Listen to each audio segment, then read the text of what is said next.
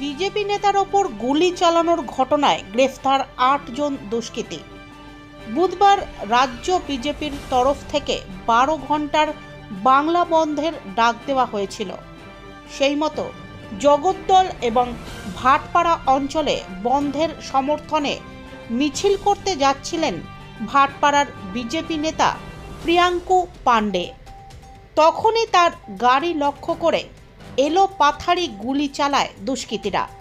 এই ঘটনায় ভাটপাড়া থানার পুলিশের পক্ষ থেকে গ্রেফতার করা হলো মোট ৮ জন অভিযুক্তকে।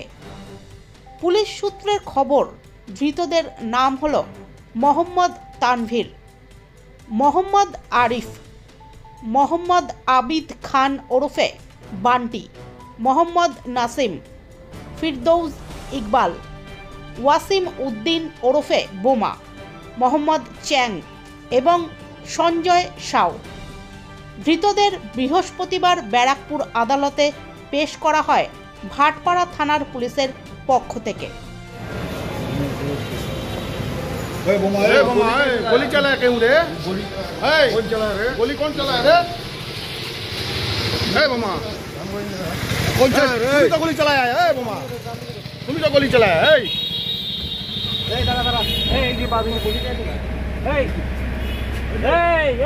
তুই ওদিকে আয়, বসবা কি করে?